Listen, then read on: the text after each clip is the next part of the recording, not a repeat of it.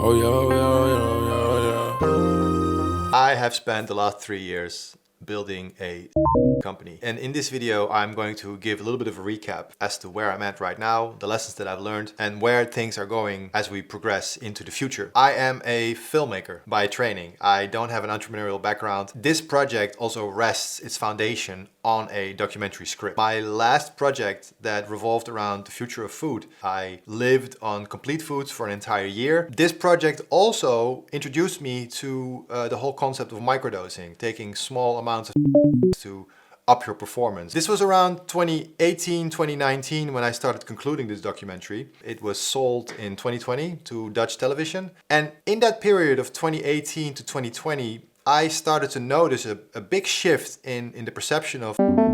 Around that time, Michael Pollan's book came out, How to Change Your Mind. There were other initiatives such as Double Blind magazine that started to pop up. A different tone of voice around one of medicine, one of optimization, not focused on, and dropping out, but one of healing. In the midst of the pandemic, that I started to notice huge investments being made into publicly traded companies that were going to market to do research. And that's the moment where I realized, okay, this landscape is really changing. The first thing that I had to think of was the cannabis industry. There was the same focus on medicalization first, then there was a lot of lobbying for changing in regulations. Then medical use was sort of accepted. That became a whole system in and of itself.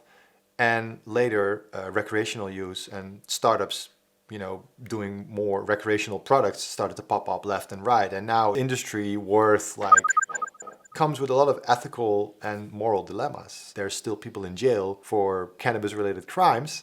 At the same time, people with loads of money step in to make more money. And the main question that I kept coming back to for this new idea for a documentary was, how does late-stage capitalism go hand in hand with spirituality and to some extent, it has already been taking place for a long time. Just think of yoga schools, just think of meditation retreats, meditation apps. There is a case to be made that perhaps we Westerners, we need commodification and we need products in order to take on these things that in other cultures are just part of everyday life and there are no products. But the moment some entrepreneur steps in and be like, yo, this is an app, or yo, this is a product, buy this thing, then it starts to click for us. And then we can. So I came to the idea to flip it around and become like entrepreneur myself. That way I would learn the ins and outs. I would be confronted with moral dilemmas myself, and then I would have to figure out how to deal with that. So I wrote an entire script during the summer of 2020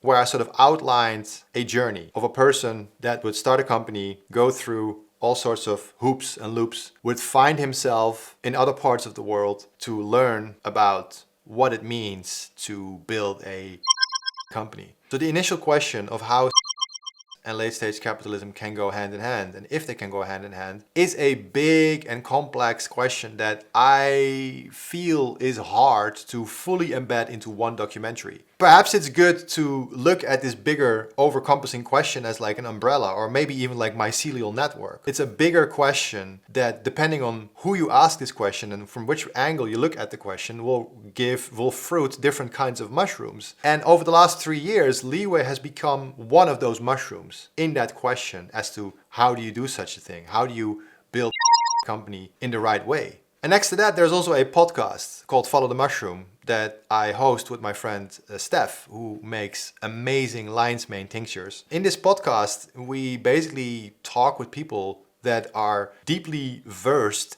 into the world of the mushroom.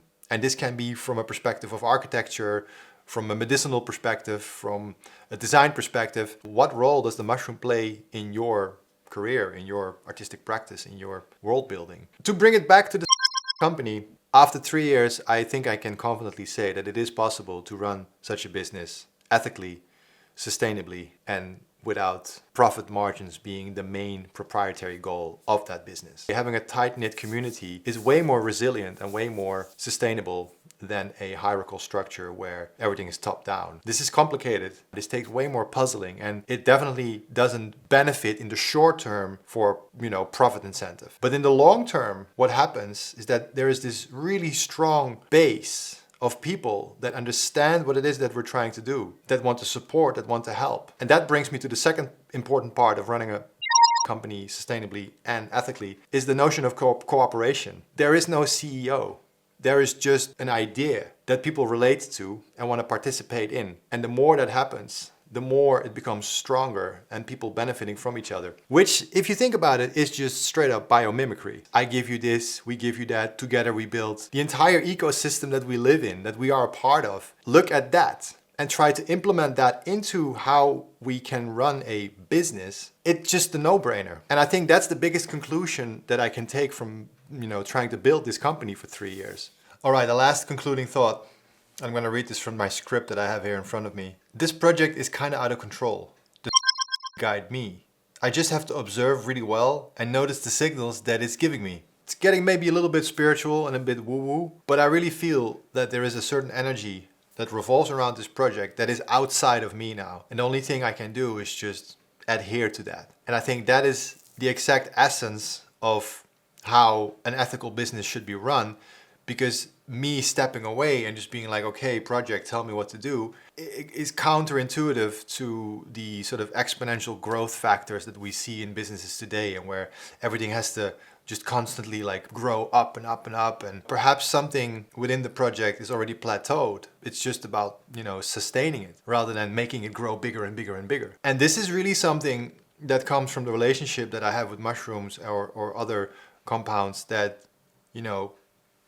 tell whole narratives. They show knowledge. They inspire beyond like human language, and then beyond, of course, this insane system of growth and financial incentives. Because let's be frank, that's just something that we made up. It doesn't really exist anywhere else outside in our minds and the way we believe in it. It's a kind of a religion. And to that extent, I think what I can conclude after 3 years of being involved in selling products and maintaining like a business operation, it's way beyond that. And I'm just a humble servant of, much deeper knowledge. This project is built now on collaboration. So if you feel like you can participate, you feel you have something to add, please reach out. There's many ways to say hi, basically. You'll figure it out. I won't be linking directly in the description anymore, because that was one of the things that got me in the previous channel, because YouTube thinks that, so won't be doing that anymore. As a matter of fact, we also have to really watch when it comes to the things that we're doing. We'll find a way, but yeah, thank you for watching. Sharing is caring, and I hope you see me in the next one. Peace.